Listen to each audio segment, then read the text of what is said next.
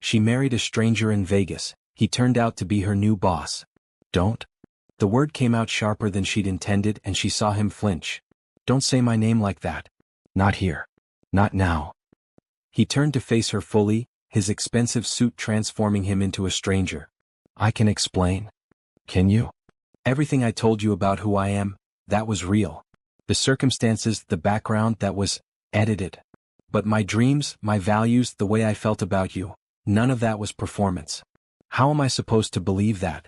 How am I supposed to trust anything you say when our entire relationship was built on a fundamental lie?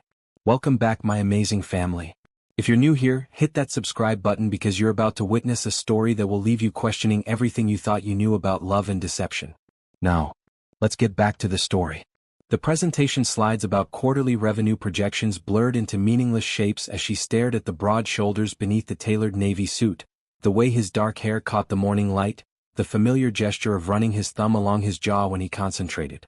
3 weeks ago, those same hands had trembled slightly as he slipped a plastic ring from a casino gift shop onto her finger at 2 a.m. in Vegas. Alex, she whispered, the name escaping her lips like a prayer. He turned at the sound, and their eyes met across the expanse of corporate formality. For a heartbeat, she saw him as he'd been that night, laughing as he attempted to make pancakes in her hotel kitchenette at dawn, flour in his hair, telling her stories about difficult customers and the dreams he was saving up for. Then his expression shifted, professional mask sliding into place, and she realized with crushing clarity that she was looking at a stranger wearing the face of the man she'd married. Miss Baptiste, I presume. His voice was different now, polished, authoritative, devoid of the warmth that had drawn her to him across a crowded hotel bar. Please take a seat. We were just reviewing the third quarter performance metrics. The other executives exchanged glances as Naomi remained frozen in the doorway. Her mind raced, piecing together fragments that should have formed a complete picture but instead created a devastating mosaic of deception. The expensive watch he'd claimed was a gift from a grateful customer. The way he'd known exactly which restaurants to recommend, which shows were worth seeing. His casual familiarity with the hotel's layout when he'd walked her to the elevator that last morning. Miss Baptiste? The concern in his voice was barely perceptible, but she caught it, a crack in his corporate facade that revealed something achingly familiar underneath.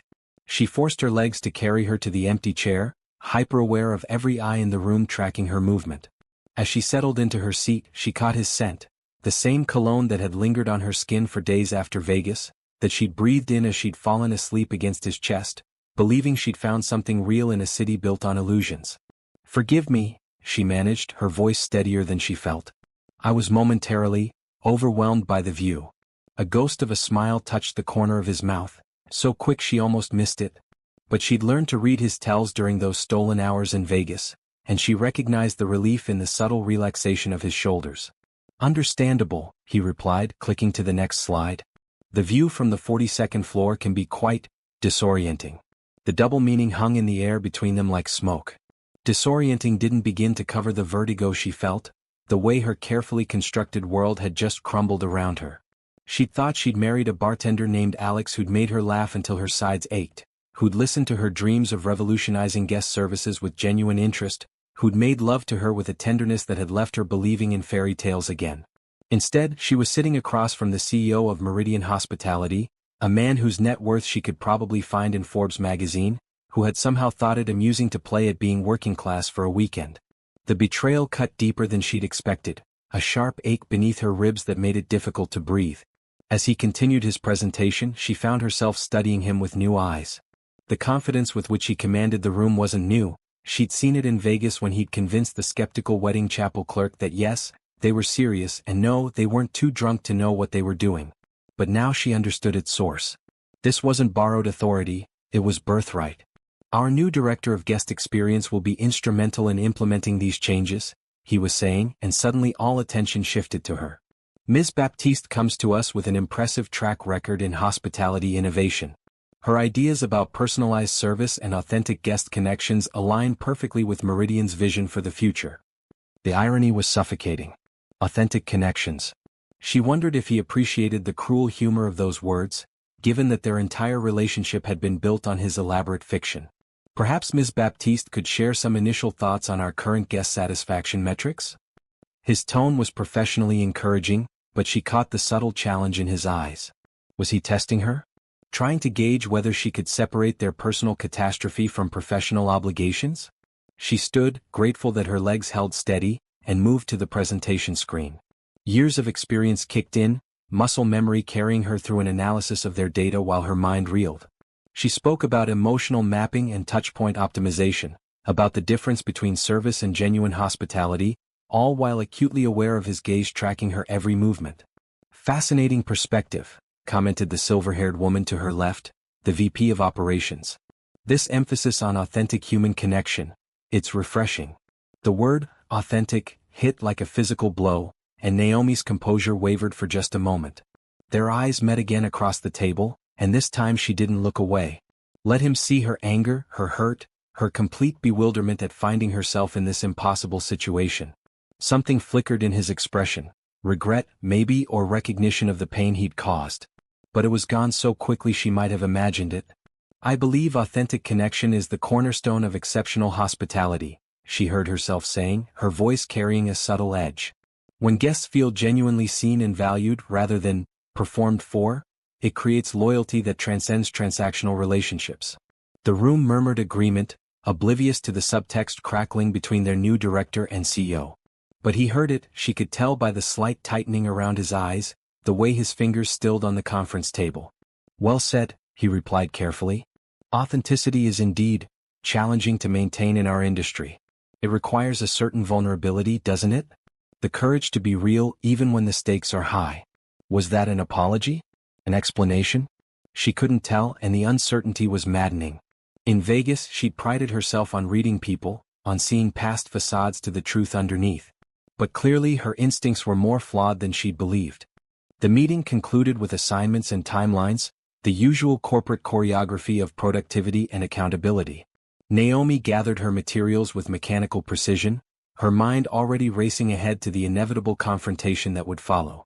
As the other executives filed out, discussing lunch plans and quarterly projections, she found herself alone with him for the first time since that morning in Vegas when she'd kissed him goodbye and promised to call once they figured out how to untangle their impulsive legal bind. He stood silhouetted against the windows, hands clasped behind his back, and for a moment she glimpsed the man who'd held her as the sun rose over the desert, who'd whispered promises about taking things slow, about getting to know each other properly once they returned to the real world. The silence stretched between them after her accusation, heavy with unspoken hurt. Alex's face had gone pale, and she could see him struggling with something, guilt, perhaps, or the weight of explanations he'd never planned to give.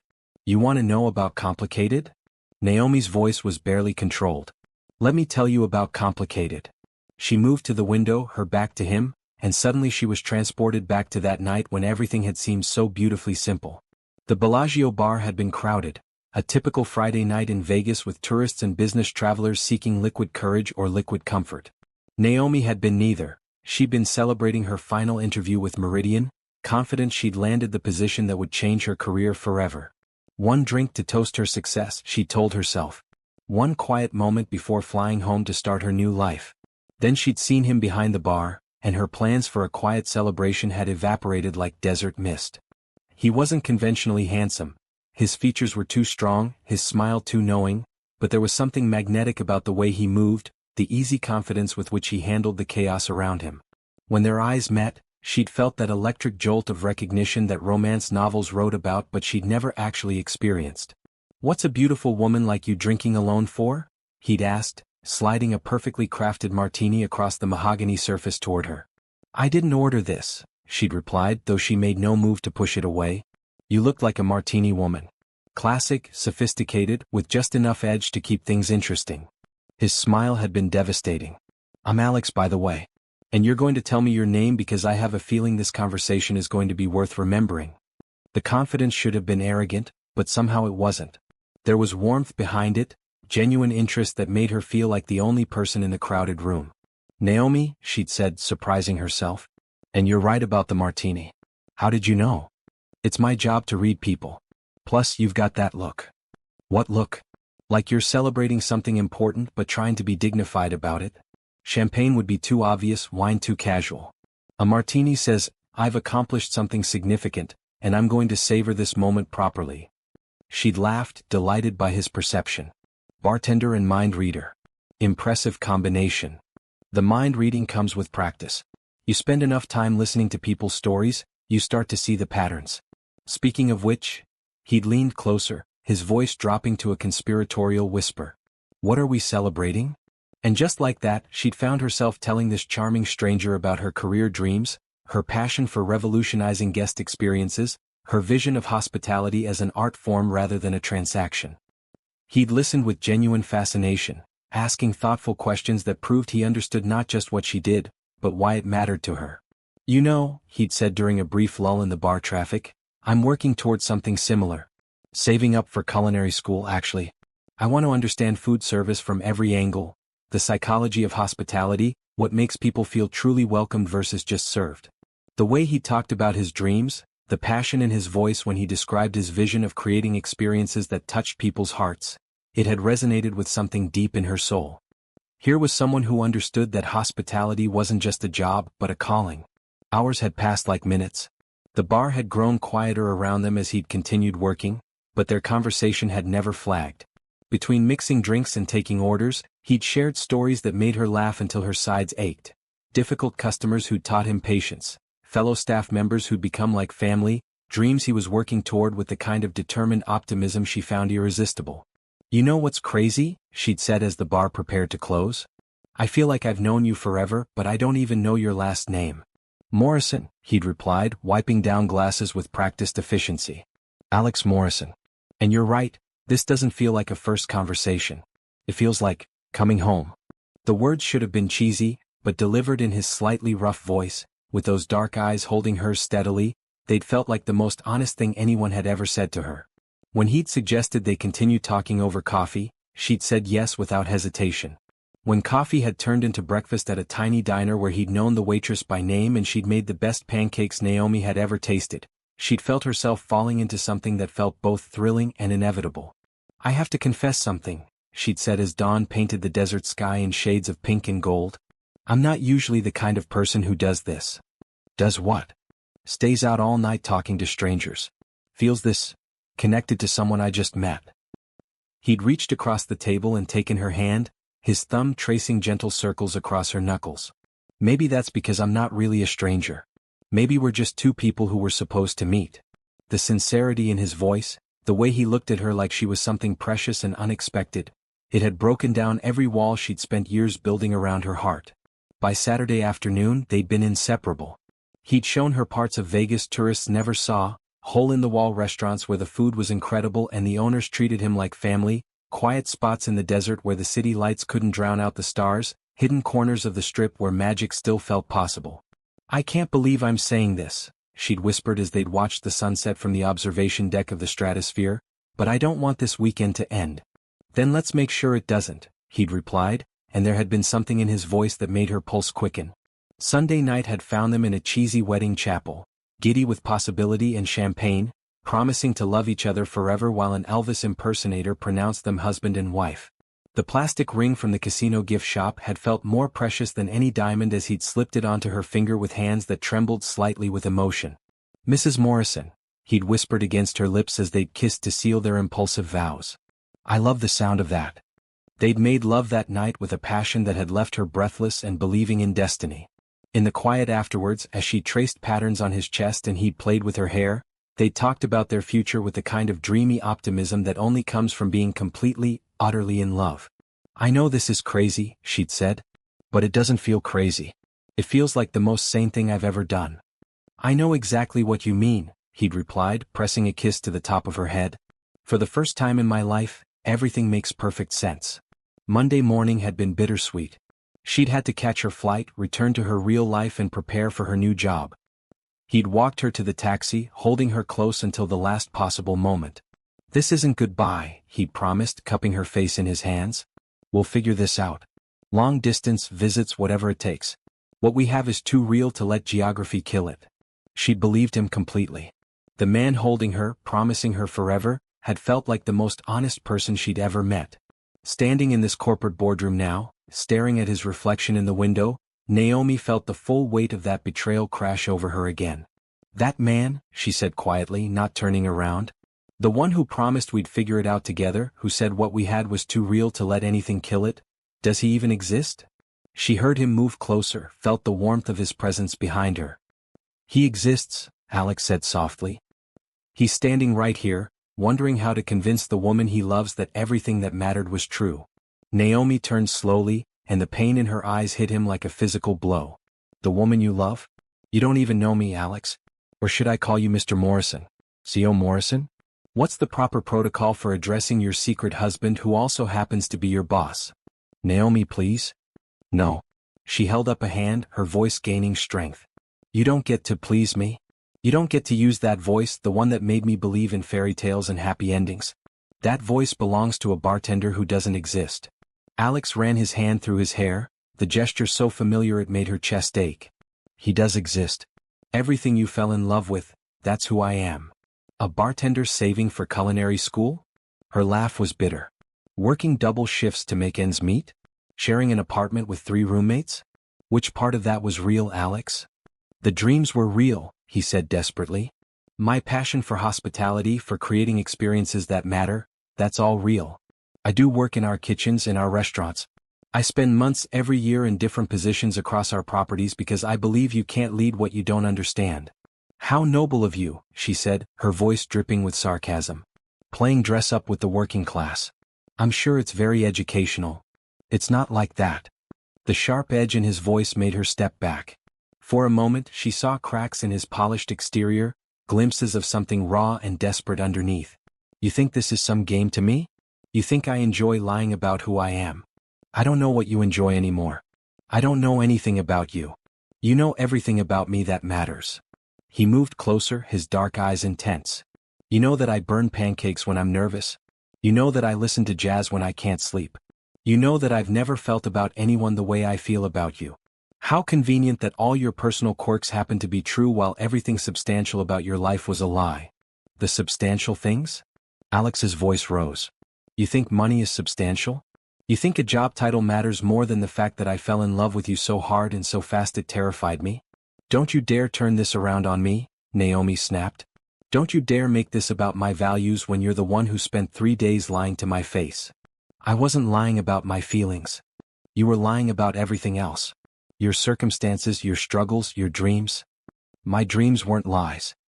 He stepped closer, close enough that she could see the gold flecks in his dark eyes, could smell that cologne that had haunted her for weeks. Every conversation we had about hospitality, about creating authentic connections, about the responsibility we have to make people feel valued, I meant every word. Easy to be passionate about hospitality when you own 47 hotels. I own them because I'm passionate about hospitality. His composure cracked completely, and suddenly she was seeing him without the corporate mask. Do you think I inherited this company and decided to play bartender for fun? I've worked every position in this business because that's the only way to understand it. I've cleaned toilets and washed dishes, and yes, I've tended bar, because how can I ask people to do jobs I've never done myself? The vulnerability in his voice caught her off guard, but she forced herself to stay focused on her anger. It was safer than the alternative. So this is what, your version of undercover boss? Did you plan to seduce the new employee too, or was that just a happy accident? Alex went very still. What did you just say? You heard me. Was I part of your research? Get to know the staff intimately, really understand their motivations. Stop. His voice was deadly quiet. Don't say things you don't mean just because you're hurt. Hurt? She laughed, the sound sharp enough to cut. I'm devastated, Alex. I'm humiliated. I married someone who doesn't exist, and now I have to work for him while pretending my entire world hasn't collapsed. I exist. He grabbed her shoulders, his grip gentle but firm. The man who held you while you told me about your dreams, I exist. The man who promised to figure this out with you, I exist. The man who loves you so much he can barely breathe when he looks at you, I exist. For a moment, caught in his gaze, feeling the warmth of his hands on her shoulders, she almost believed him. Almost let herself remember the tenderness in his touch, the way he'd looked at her like she was something precious and rare. Then reality crashed back in. How did I get this job, Alex? He blinked, the sudden change of topic clearly catching him off guard. What? My job. This position. How did I get it? She watched his face carefully, saw the moment he realized where she was going with this. His hands dropped from her shoulders. You earned it. That's not what I asked. How did I get it? Was the hiring process already in motion before Vegas? Did you know who I was when you started talking to me in that bar? The silence stretched between them, and she saw the answer in his face before he spoke. The hiring process was in motion, he said carefully. We'd identified you as a candidate. But Naomi, I swear to you, I had no idea who you were that night. When you told me your name, when you started talking about your work, I nearly choked on my drink. It was the most impossible coincidence I'd ever experienced. Or the most convenient. No. His voice was fierce. No, it wasn't convenient. It was terrifying. Do you know what it's like to fall in love with someone and then realize that pursuing that love could destroy their career? That they might always wonder if their success was earned or given? Is that supposed to make me feel better? That you agonized over whether to tell me the truth? I planned to tell you. He raked his hand through his hair again. I was going to tell you everything Monday morning before your first day. But then I started thinking about how it would look, how it would affect your position here, how you'd always question whether you deserved this job. So you decided to let me figure it out myself? Let me walk into that boardroom completely unprepared? I thought, he stopped, shook his head. I thought I could find a way to tell you that wouldn't destroy everything. I thought if I could prove to you how real this is, how much you mean to me. You thought wrong. The words hung in the air between them like a death sentence. Alex's face went pale and she saw something break behind his eyes. So that's it. His voice was barely above a whisper. 3 days in Vegas mean nothing because of who I am? Everything we shared, everything we felt, it's all invalidated because I have money? It's invalidated because you lied. I omitted details about my circumstances. I never lied about my feelings. Details? Her voice rose again. You call your entire identity details? My identity isn't my bank account, Naomi. My identity is what you fell in love with, my values, my passion, my dreams for what this industry could be. The man who made you laugh, who listened to your stories, who married you because he couldn't imagine living without you. That's my identity. Despite everything, despite her anger and hurt and confusion, she felt herself wavering. Because there was truth in what he was saying, even if she didn't want to admit it. The connection they'd shared, the easy intimacy, the way he'd made her feel seen and understood, that had been real. She'd felt it in every kiss, every touch, every quiet moment between them. But it didn't change the fundamental betrayal. I need time, she said finally, the fight draining out of her. I need time to think, to process all of this. How much time? I don't know. She moved toward the door, then stopped. I'll do my job, Alex. I'll do it well. But everything else. I can't even begin to sort through everything else right now. Naomi, wait. She turned back and the desperation in his voice almost undid her. What we had in Vegas, it was real. Maybe everything around it was complicated, but what we felt, what we shared, that was the most real thing I've ever experienced. She looked at him for a long moment, memorizing his face, trying to reconcile the man before her with both versions she'd known.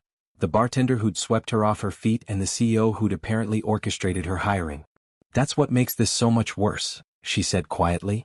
Because I felt it too. And now I'll never know if any of it was genuine or if I was just another business decision you made. You weren't. I said I need time, Alex. Please, just give me that. He nodded slowly, something like relief flickering across his features even as pain clouded his eyes. Take all the time you need. But Naomi, what happened between us in Vegas, that was real. Everything else was context, but that was real. She left without responding, walking through the corridors of her new workplace with measured steps, projecting a confidence she didn't feel. But behind her composed exterior, her mind was racing with questions that had no easy answers. In the elevator, as the numbers climbed toward her new office, she caught her reflection in the polished steel doors. She looked professional, ready to take on whatever challenges lay ahead. But behind her eyes she could see the truth, the bewilderment of a woman who'd thought she'd married for love, only to discover she might have been a business decision all along. The doors opened with a soft chime, and Naomi stepped into her new life, carrying the weight of a secret that could either destroy her career or transform it entirely. She just wasn't sure which prospect frightened her more. The next 2 weeks passed in a haze of professional competence and personal torment. Naomi threw herself into her new role with an intensity that bordered on obsession, determined to prove, to herself, to Alex, to everyone, that she deserved this position on merit alone. Her first major presentation to the executive team was scheduled for Thursday morning, and she'd spent countless hours perfecting every detail. As she walked into the conference room, Armed with data and passion for her vision of revolutionary guest experience, she felt a familiar flutter of nerves. Alex was already there, of course, looking devastatingly handsome in a charcoal suit that emphasized his broad shoulders. Their eyes met briefly as she entered, and she saw something flicker in his expression. Pride, maybe, or anticipation. It made her pulse quicken despite her determination to remain unaffected. "Good morning, everyone," she began, her voice steady and professional. "Today I want to share with you a new approach to guest satisfaction that goes beyond traditional metrics." As she clicked through her slides, explaining her vision of emotional journey mapping and personalized service protocols, she could feel Alex's attention like a physical presence.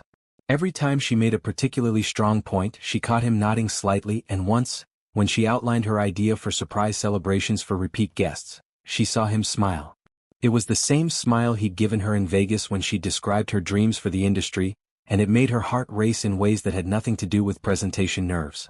"Questions?" she asked as she concluded, and several hands went up around the table. The VP of Operations wanted details about implementation timelines. The CFO questioned cost projections.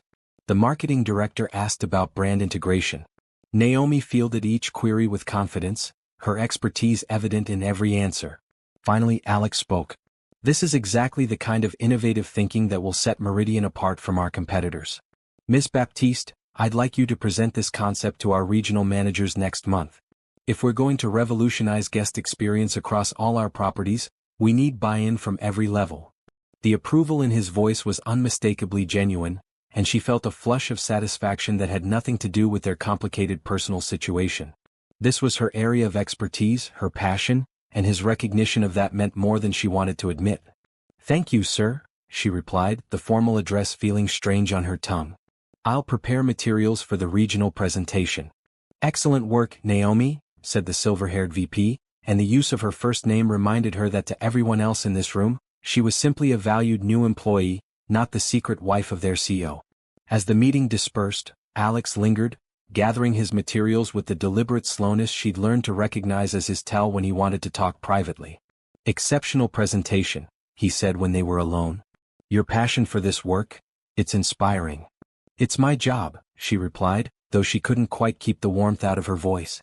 "It's more than a job for you. It always has been." He stepped closer and she caught that familiar scent that had haunted her dreams. "That's what I fell in love with first, you know. The way your whole face lit up when you talked about creating experiences that matter." "Alex," she started, then stopped. The use of his first name felt too intimate, but Mr. Morrison felt ridiculous given their history. "I know," he said softly. "I know you need time. But watching you present today, seeing you in your element, it reminded me why I knew you were perfect for this position long before Vegas ever happened." The admission hit her like a physical blow. "You really were considering me before we met? I'd been following your work for months. Your innovations at the Grandview Resort, the way you increased guest loyalty scores by 30% while actually reducing costs, it was exactly what we needed here." His voice dropped. "When you told me your name that night at the bar, I thought I was hallucinating. The woman I'd been hoping to hire was sitting right in front of me, and she was the most captivating person I'd ever met. That must have been complicated. Terrifying," he corrected.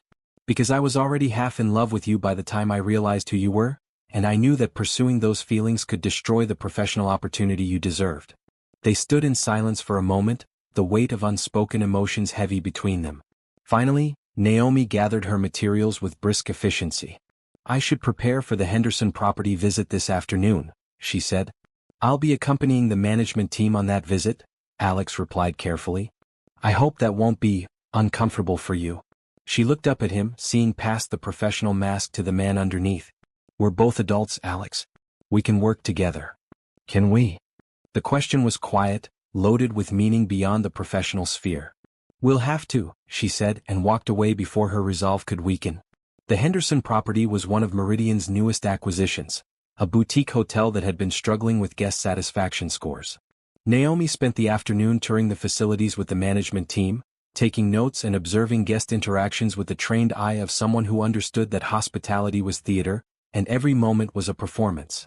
Alex shadowed the group at a respectful distance, and she found herself hyper-aware of his presence.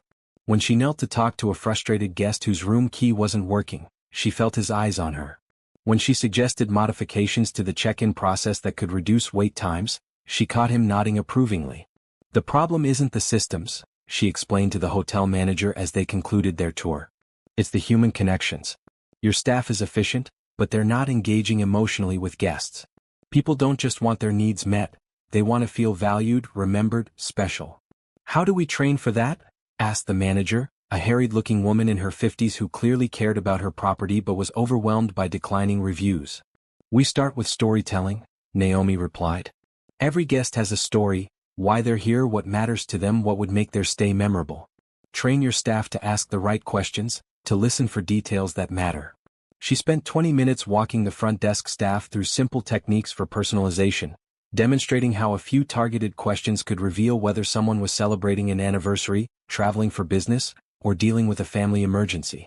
This is brilliant, whispered one of the younger staff members. I never thought about it like that. As the group prepared to leave, the hotel manager pulled Naomi aside. I don't know who recommended you for this position, but they made the right call. This is exactly what we needed. On the drive back to corporate headquarters, Naomi found herself alone in the car with Alex. The result of what she suspected was careful orchestration on his part, though she couldn't prove it.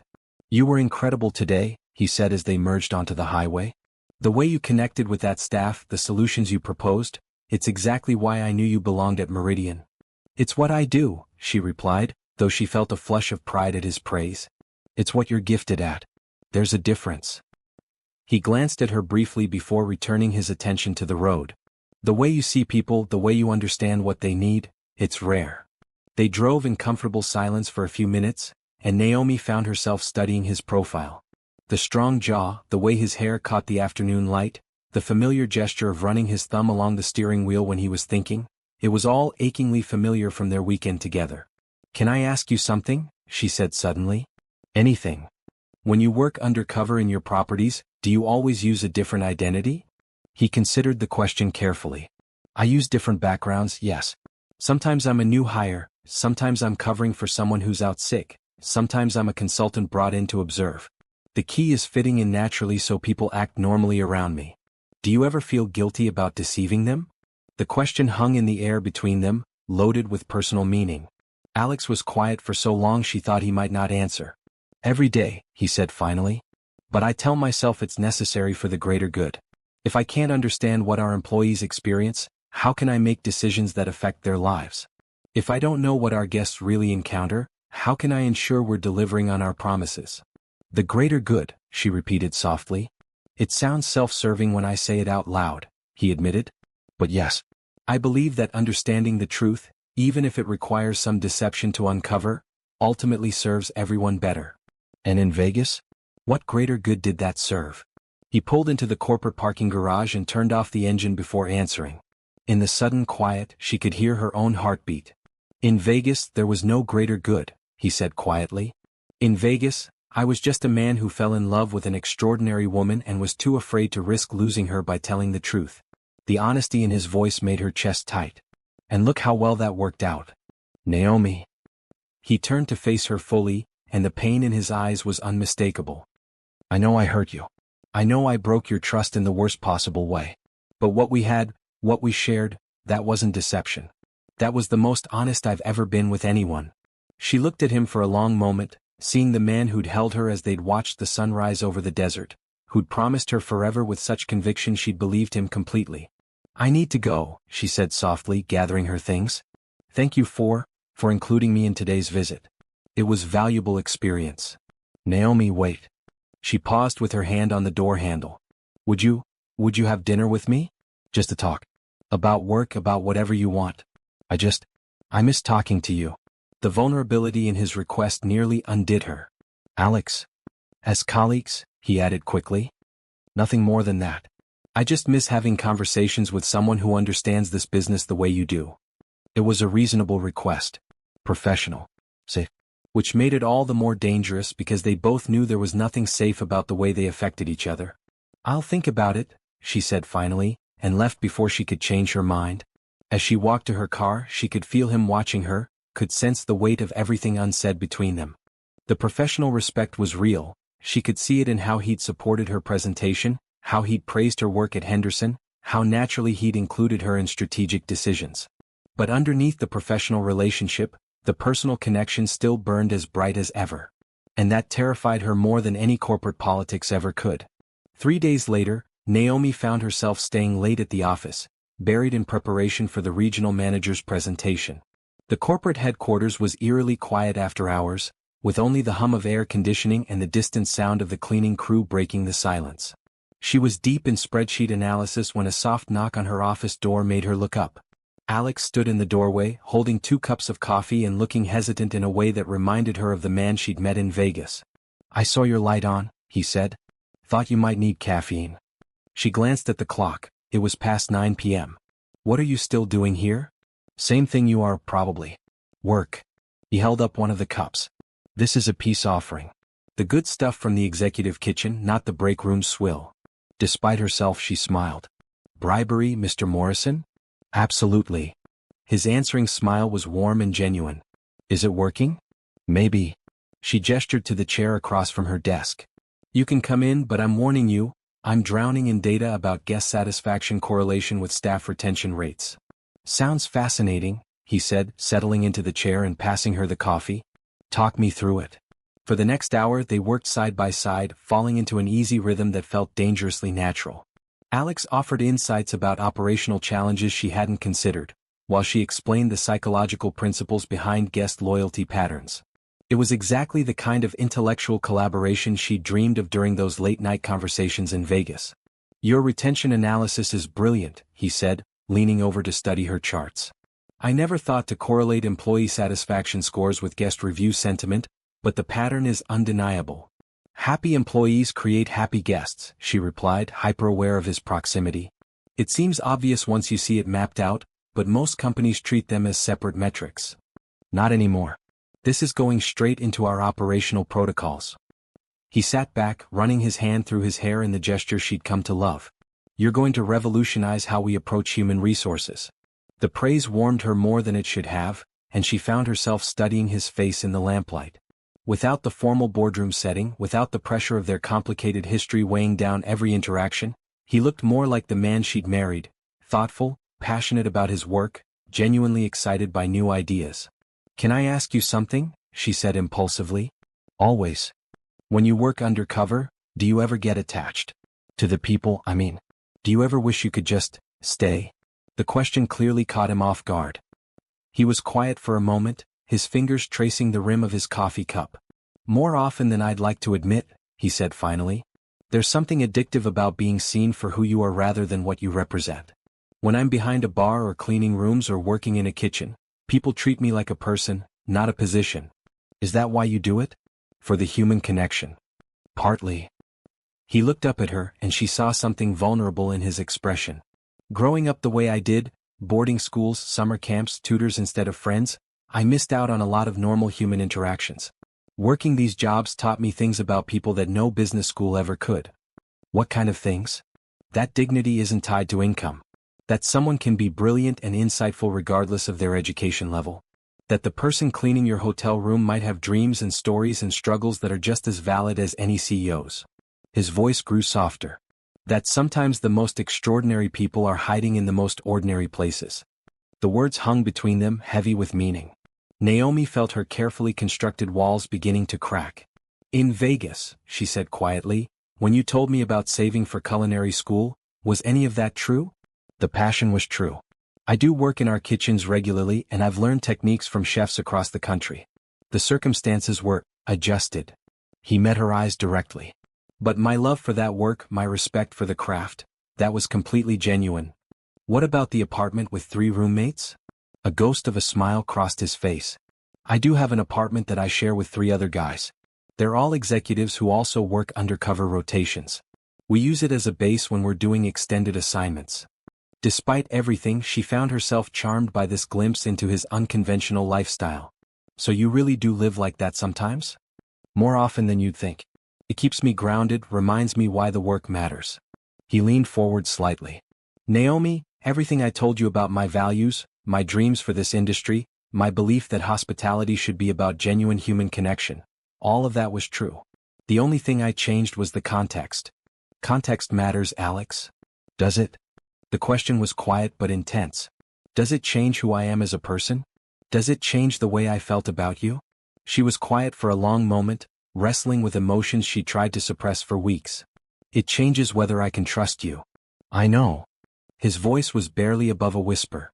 And I hate that I've given you reason to doubt something that felt so certain. The pain in his voice was unmistakable, and she felt herself softening despite her better judgment. This was the man she'd fallen in love with, not the polished CEO, but the vulnerable person underneath who struggled with the same questions about authenticity and connection that plagued her. Tell me about your life, she said suddenly. Your real life. Not the undercover version, not the corporate version. You. He looked surprised by the request, then thoughtful. It's lonely mostly. I have colleagues but not many friends. People want things from me, access, influence, money. It's hard to know who's genuine. That must be isolating. It is. That's why working undercover became so important to me. It's the only time I get to be around people who see me as just Alex. He smiled ruefully. Ironic, isn't it? The only way I can be authentic is by lying about my circumstances. What do you do for fun? Real fun, not corporate entertainment. I read. A lot. I have a ridiculous collection of cookbooks that I actually use. I work in my garden. I have a rooftop space where I grow herbs and vegetables. He paused, looking almost embarrassed. I volunteer at a shelter downtown serving meals. They think I'm just some guy who works in hospitality and wants to give back. The image of him serving meals to people in need, his expensive clothes replaced by an apron, his corporate authority set aside for simple human kindness, it made her heart ache. You really do understand both worlds, she said softly. I try to. But Vegas was the first time I felt like I belonged in both. With you, I didn't have to choose between who I am and who I'm supposed to be. His eyes met hers, intense and honest. You saw all of me, even the parts one didn't share directly. You understood my passion for this work, my need to connect with people authentically. You made me feel like being myself was enough. The words hit her like a physical force, and she had to look away to maintain her composure. Because she remembered that feeling too, the sense of complete understanding, of being truly seen by another person. Naomi. His voice was gentle. Look at me. She forced herself to meet his gaze, and the tenderness there nearly undid her. I know I hurt you. I know I violated your trust in ways that may be unforgivable. But what we shared in Vegas, the connection, the understanding, the love, that was the most real thing I've ever experienced. And if you'll let me, I want to spend whatever time you'll give me proving that to you. The vulnerability in his voice, the careful hope in his eyes, it made her chest tight with emotions she tried to suppress. This is complicated, Alex. I know. We work together. You're my boss. There are professional considerations, ethical implications. I know. He leaned forward slightly. But none of that changes how I feel about you. None of that makes what we had less real. She was quiet for a long moment, studying his face in the lamplight. The strong jaw, the dark eyes that had seen through her professional facades to the passionate woman underneath, the mouth that had whispered promises against her skin in the desert dawn. I should go, she said finally, gathering her papers with hands that trembled slightly. It's late. Let me drive you home, he offered. It's not safe for you to be in the parking garage alone at this hour. Alex. As your boss, he added quickly. Employee safety is a legitimate corporate concern. Despite everything, she found herself smiling. You're not going to let this go, are you? Not when it comes to your safety. Never when it comes to you. The simple declaration made her pulse quicken. Fine. But we're not talking about this. Whatever this is between us. Understood, he said, though the warm look in his eyes suggested he was perfectly content to have won this small concession. As they walked through the empty corridors toward the parking garage, Naomi found herself hyper-aware of his presence beside her. The way he automatically positioned himself between her and the darker corners of the garage, the way he waited until she was safely in her car before walking to his own, it was protective without being possessive, caring without being presumptuous. Naomi, he called softly as she started her engine. She rolled down her window, and he approached her car with the careful movements of someone trying not to spook a skittish animal. Thank you, he said simply. For tonight, for giving me a chance to explain, for seeing me. The real me. Alex. She started, then stopped. Because what could she say? That she was starting to understand his perspective? That the anger was giving way to something more complicated and dangerous? That every moment spent in his company reminded her why she'd fallen so hard, so fast? "Drive safe," he said instead of waiting for her response. "I'll see you tomorrow." As she drove through the empty streets toward her apartment, Naomi's mind raced with everything he'd revealed. The lonely life behind the corporate facade, the genuine passion for understanding his business from every angle, the way he talked about their connection with such honest vulnerability, it was starting to shift her perspective in ways that both thrilled and terrified her. Because despite everything, despite the lies and the complications and the professional impossibility of their situation, one thing was becoming increasingly clear: she was still in love with him. Not just with the memory of the man she'd met in Vegas, but with the complex, flawed, genuine person she was beginning to understand. And that realization scared her more than any corporate politics ever could. The following week brought an unexpected crisis that would test every professional boundary Naomi had tried to establish. A major food poisoning incident at their flagship Chicago property had resulted in 12 guests hospitalized and a media firestorm that threatened to destroy Meridian's reputation overnight. Naomi was in her office at 6 a.m., fielding calls from health inspectors and coordinating with the crisis management team, when Alex appeared in her doorway looking haggard and determined. "I need you in Chicago," he said without preamble. "The regional team is overwhelmed, and you're the only one who understands guest psychology well enough to salvage this situation. What about the Henderson presentation? The quarterly reviews? Everything else can wait. This is about survival." He stepped into her office and she could see the strain in his face. "Naomi, if we don't handle this perfectly, we could lose everything. 30 years of building this company, thousands of jobs, the trust of millions of guests. It all hangs on how we respond in the next 48 hours. The weight of responsibility hit her like a physical blow. "What do you need from me?" "Everything," he said simply. "Your expertise, your instincts, your ability to make people feel heard and valued even when they have every right to be furious with us." Within 2 hours, they were on the corporate jet to Chicago, surrounded by laptops and crisis protocols and the kind of focused intensity that came with high stakes. Alex had shed his usual composed demeanor, revealing the sharp-eyed strategist underneath who'd built an empire from careful decisions and calculated risks. "Walk me through your thinking," he said as they reviewed the preliminary reports. 12 people sick, 3 still in ICU, and every major news outlet running stories about our luxury poisoning palace. "How do we come back from this?" "We don't come back," Naomi replied, studying the guest profiles and incident timeline. "We go forward. We own every mistake, we exceed every expectation for making it right, and we use this as an opportunity to demonstrate what genuine accountability looks like." "That's a hell of a gamble." "It's not a gamble if we do it right." She pulled up her preliminary action plan. "Look at these guests, they're not just angry, they're terrified. They trusted us with their safety and we failed them. No amount of corporate speak or legal maneuvering will fix that. We need to meet them as human beings who made a terrible mistake and are committed to earning their forgiveness." Alex studied her proposal and she could see him processing the implications. "This goes against everything our legal team recommended. Your legal team is focused on minimizing liability. I'm focused on rebuilding trust." She met his eyes directly. "Which matters more to you? You know the answer to that." He was quiet for a moment, then nodded decisively. "Do it. Whatever you need, whatever resources, whatever authority, you have my complete support." The Chicago property was in chaos when they arrived. Staff members were on the verge of panic, guests were checking out in droves, and news crews had set up camp in the lobby. Naomi felt the familiar surge of adrenaline that came with a challenge that mattered. "I need to talk to the affected guests first," she told Alex as they surveyed the scene.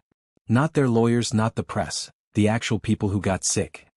Some of them are still hospitalized. Then we go to the hospital."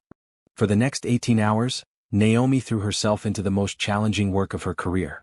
She sat at bedsides holding the hands of frightened guests, listened to tearful families describe their terror, and looked directly into the eyes of people who had every reason to hate everything Meridian represented.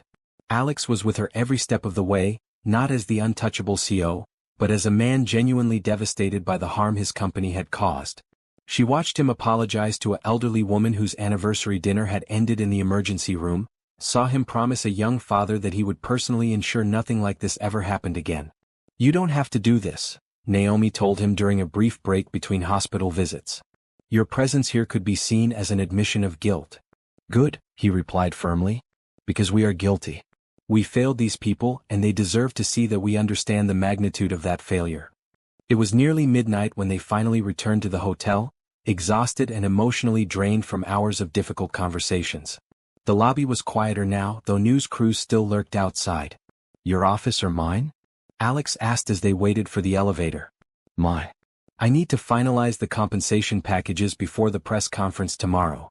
They worked in focused silence for another 2 hours, crafting individual responses for each affected guest that addressed their specific concerns and circumstances. When Naomi finally sat back and rubbed her tired eyes, she found Alex watching her with an expression she couldn't quite read. "What?" she asked. "You were incredible today," he said quietly. "The way you connected with those people, the way you made them feel heard even in their anger, I've never seen anything like it." "It's my job." "No." He shook his head. "This went far beyond your job description. You didn't have to spend 3 hours with Mrs. Patterson while she cried about her ruined anniversary. You didn't have to hold that little girl's hand while her parents dealt with insurance paperwork. You did that because of who you are." The praise warmed her, but she was too tired to fully process the implications. "We should get some sleep. Tomorrow's going to be brutal." "Naomi." His voice stopped her as she gathered her papers. "Thank you. For everything you did today, for the way you represented this company, thank you. We're not done yet. The press conference, the follow-up interviews, rebuilding our reputation, that's going to take months." "I know. But whatever happens, I want you to know that watching you work today, it reminded me why I fell in love with you in the first place." The admission hung in the air between them, heavy with exhaustion and emotion and the weight of everything they'd shared over the past day. Naomi felt something shift inside her chest, a wall she'd carefully constructed beginning to crumble. "Alex, I'm not asking for anything," he said quickly. "I just needed you to know that seeing you in action today, watching you care so deeply about people you'd never met before, it made me remember what real strength looks like." She looked at him across the small space of her temporary office, taking in the exhaustion in his face, the rumpled shirt, the way his hair stuck up from running his hands through it. He looked nothing like the polished CEO who commanded boardrooms, and everything like the man who'd made her laugh until her sides ached in a Vegas hotel room. "We should go to our rooms," she said softly, not trusting herself to say more. "Of course." He stood, gathering his own materials.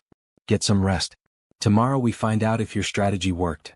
As he reached the door, she called his name softly. He turned back, and the hope in his eyes was almost painful to see.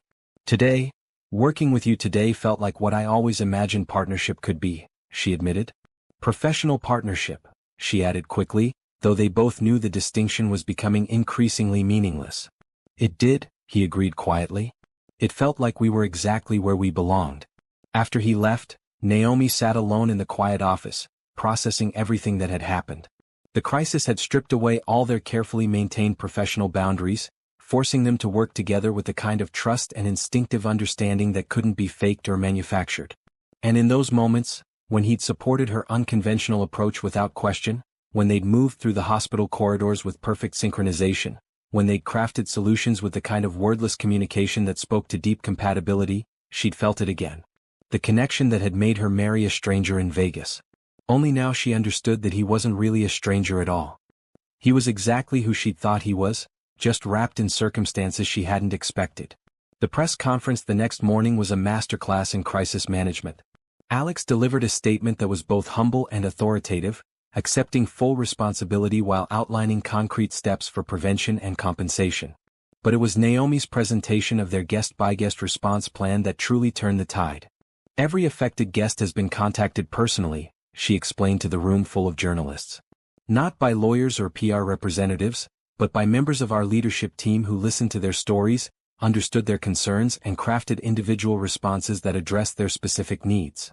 "What about legal liability?" one reporter called out. "Our legal obligations are secondary to our moral ones," Alex replied before Naomi could answer. "These guests trusted us with their safety and we failed them. Our focus is on making that right, not on protecting ourselves from consequences." The bold statement sent murmurs through the crowd, but Naomi saw several journalists nodding approvingly. This was the kind of authentic leadership that could actually rebuild trust. Over the following days, as the media coverage shifted from sensational outrage to grudging respect for Meridian's response, Naomi found herself working more closely with Alex than ever before. They spent long hours crafting follow-up communications, refining their new safety protocols, and personally reaching out to guests who remained hospitalized.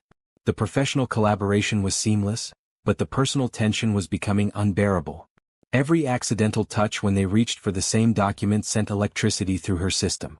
Every moment of shared understanding when they communicated without words reminded her of the connection that had made her believe in forever.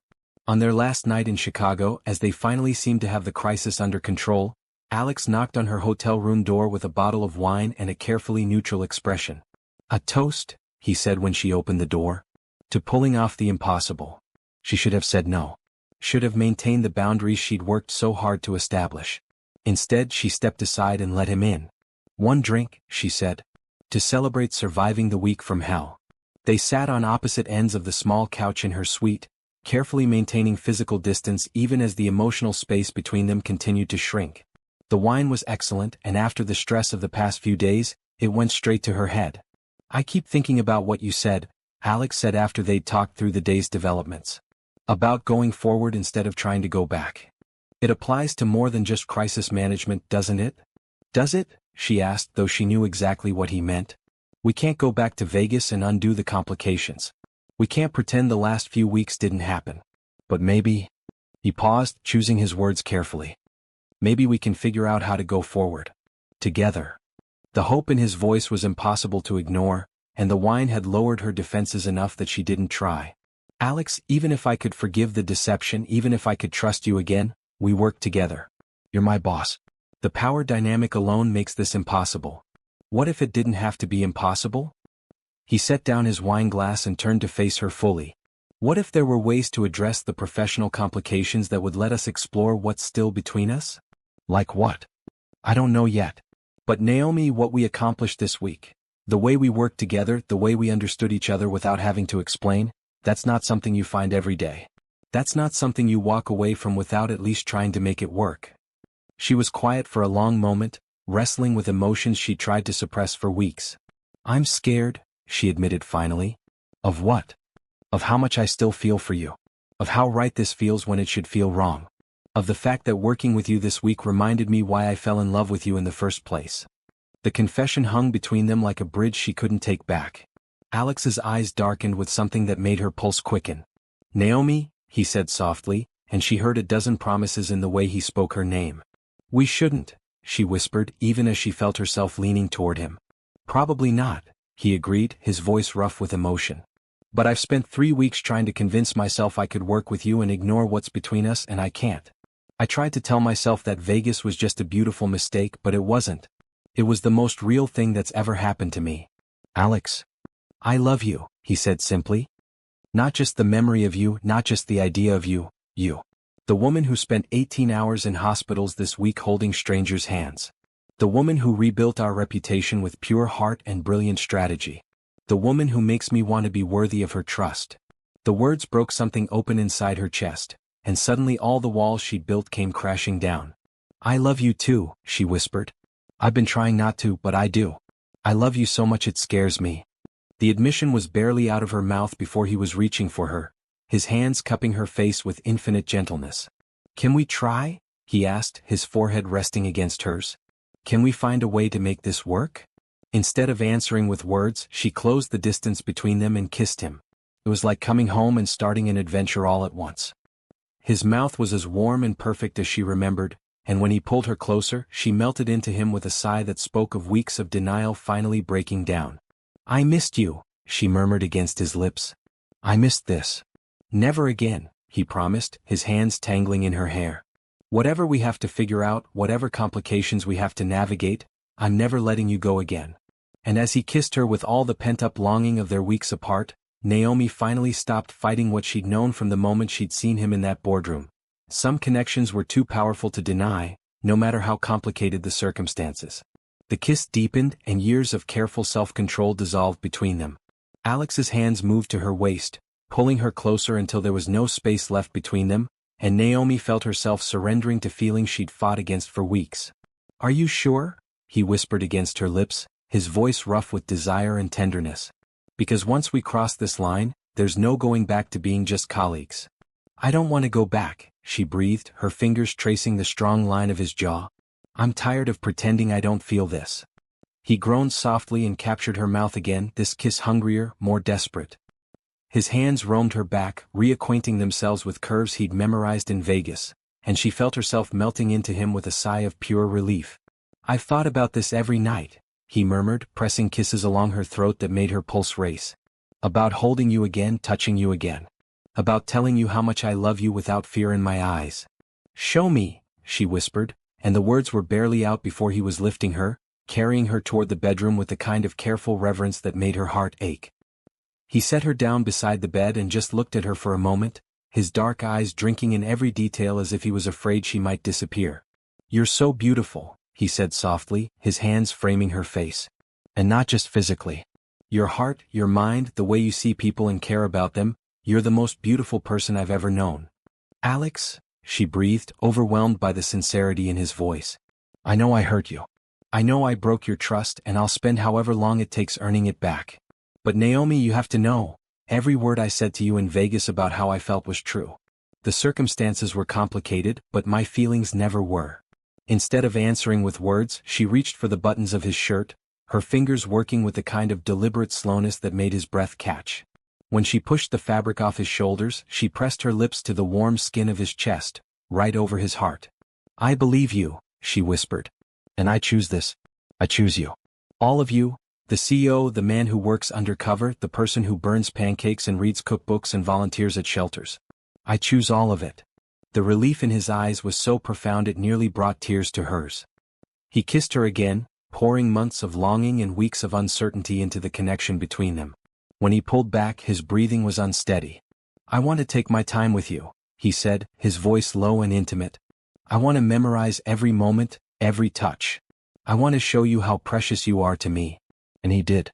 With infinite patience and devastating thoroughness, he reacquainted himself with every inch of her skin, whispering endearments and promises against her throat, her shoulder, the sensitive spot behind her ear that made her gasp his name. When she reached for him with equal hunger, exploring the planes of his chest and the strength in his arms, he shuddered against her touch like a man coming home after a long exile. "I love you," he said as they moved together with the perfect rhythm they discovered in Vegas, as natural and inevitable as breathing.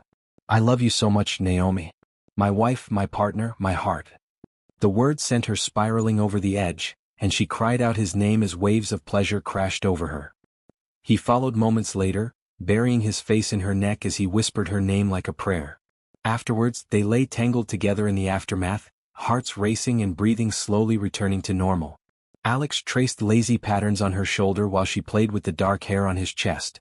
"So what now?" she asked softly. "How do we make this work in the real world?" "We'll figure it out," he replied, pressing a kiss to the top of her head. "I've been thinking about it constantly, actually. There are options. I could step back from day-to-day operations, focus more on the board and strategic planning. Or you could transfer to a different division where I'm not your direct supervisor." "You do that? Change your entire role for this?" "Naomi." He tilted her chin up so she was looking at him directly. "I'd do anything for this. For you. For us. The company will survive whatever adjustments we need to make, but I won't survive losing you again." The conviction in his voice made her chest tight with emotion. "I don't want you to sacrifice your career for me." "It wouldn't be a sacrifice. It would be a choice, the easiest choice I've ever made." He smiled, the expression soft and genuine. "Besides, maybe it's time for me to step back from the operational side anyway. I've spent so many years working every angle of this business that I've forgotten how to trust other people to do their jobs." "Including me?" "Especially you." His smile widened. "Watching you handle the Chicago crisis showed me that I've been micromanaging when I should have been empowering. You don't need me hovering over your shoulder, you need the freedom to revolutionize this industry the way I know you can." They talked until dawn, planning not just how to navigate the professional complications, but building dreams for their future together. Alex shared his vision of expanding Meridian's reach while maintaining its commitment to authentic hospitality.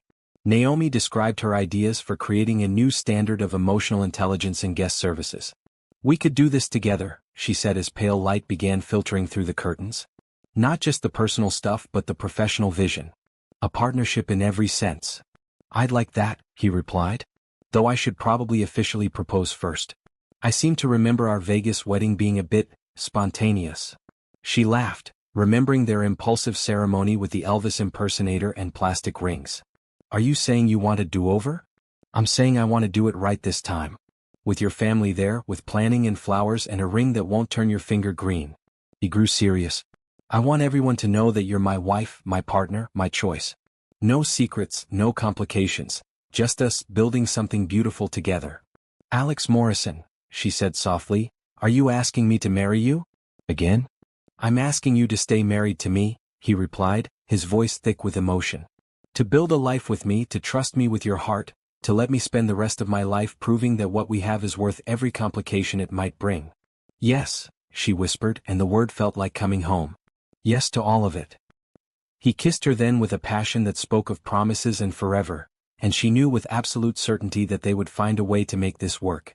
The love between them was too strong, too real, too necessary to let corporate policies or professional complications stand in their way. 3 months later, Naomi stood in the garden behind Alex's penthouse, surrounded by both their families and the Meridian executive team, wearing a dress that made her feel like a princess and a ring that caught the afternoon light like captured starfire. Do you, Alexandra Naomi Baptiste, take this man to be your husband? The minister was saying, in sickness and in health, for richer or poorer, for better or worse, for as long as you both shall live? I do, she said, looking into Alex's eyes and seeing their entire future reflected there. Again. The laughter from their guests was warm and joyful, and when Alex slipped the new ring onto her finger, right next to the plastic one from Vegas that she'd never taken off, she felt like the luckiest woman alive. By the power vested in me, the minister continued, I now pronounce you husband and wife. You may kiss your bride. Again. Alex's kiss was gentle and reverent and full of promise, and when they broke apart, the applause from their friends and family felt like a celebration of love conquering every obstacle. Mrs. Morrison, he whispered against her ear as they swayed together during their first dance. How does it feel to be officially, legally, completely mine? Like coming home, she replied, and meant it with every fiber of her being. How does it feel to be married to your director of guest experience innovation? He laughed, spinning her around as the music swelled. Like the luckiest man alive. Though I should mention, the board approved my proposal to restructure the executive hierarchy. I'm moving to chairman of the board, focusing on strategic vision and expansion. Which means you'll be reporting to our new CEO. Anyone I know?